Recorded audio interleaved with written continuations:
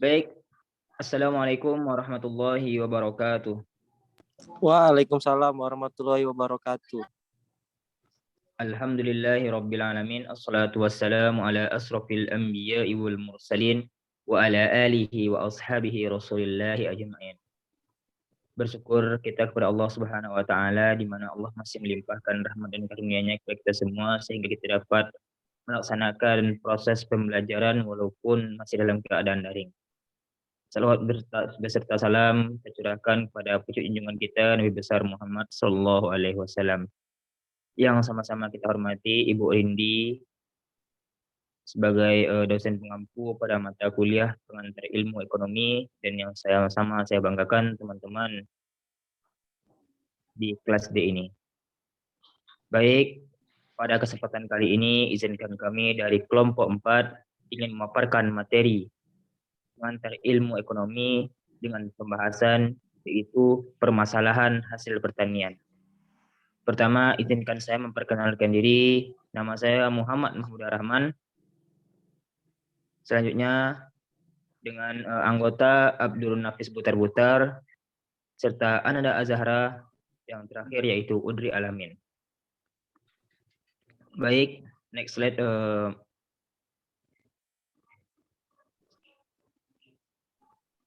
Nah, untuk yang pertama kali menjelaskan tentang apa itu peranan dan fungsi permasalahan dari hasil pertanian, saya persilakan kepada saudara Abdul Nafis Butar-Butar. Kepada Abdul Nafis dipersilakan. Assalamualaikum warahmatullahi wabarakatuh.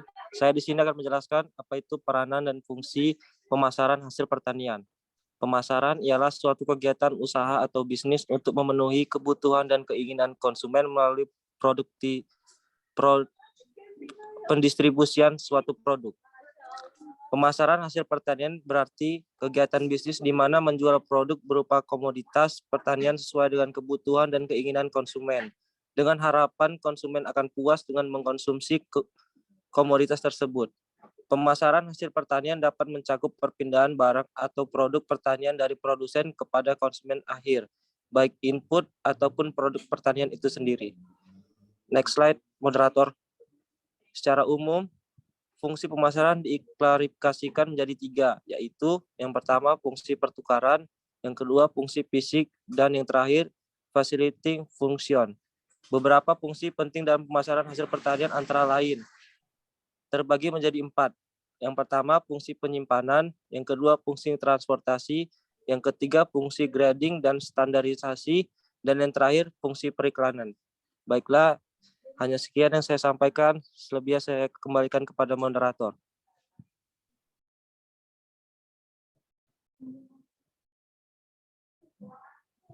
Baik, terima kasih saya ucapkan kepada saudara Abdul Nafis. Selanjutnya yang akan menjelaskan tentang kegunaan dan pendekatan dalam pemasaran, yaitu akan dijelaskan oleh saudari Ananda Zahra. Saudari Ananda Zahra dipersilakan. Baik, terima kasih kepada moderator. Selanjutnya, saya Ananda Zahara akan menjelaskan tentang kegunaan dan pendekatan dalam pemasaran. Yang pertama ada pendekatan pemasaran. Pendekatan pemasaran merupakan cara sebuah perusahaan berurusan dengan pemasaran. Ini dapat terkait dengan tujuan, metodologi, strategi, taktik atau teknik yang lebih lanjut mungkin melibatkan penekanan pada jenis atau bentuk penawaran karakteristik tertentu.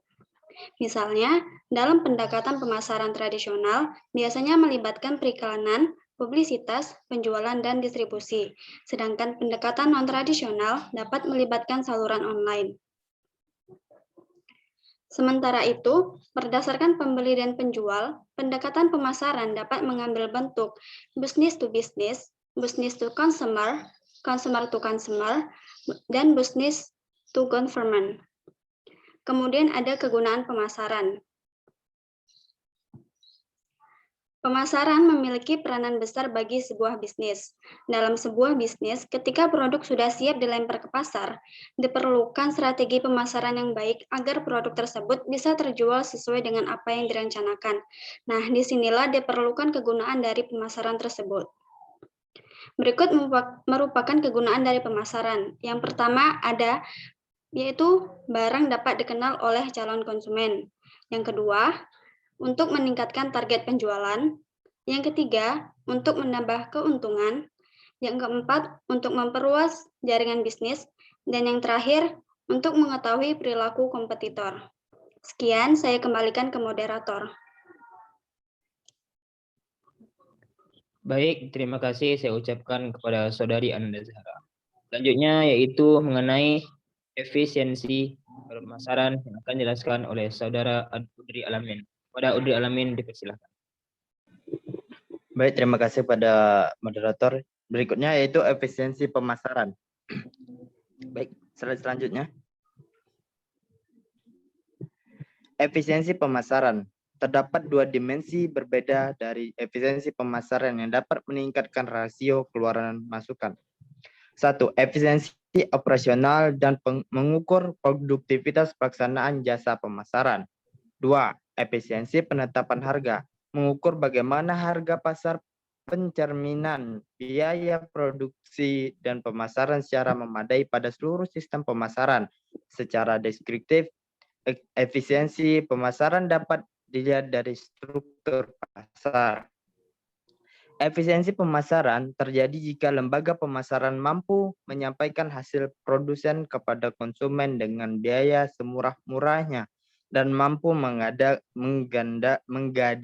pembagian yang adil dari keseluruhan harga yang dibayar konsumen agar kepada semua pihak yang ikut serta dalam kegiatan produksi dan pemasaran barang tersebut, serta mampu meningkatkan utility atau nilai tambah barang dan jasa baik dari segi kepemilikan, waktu, tempat, dan bentuk.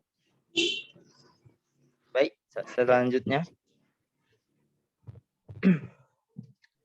1.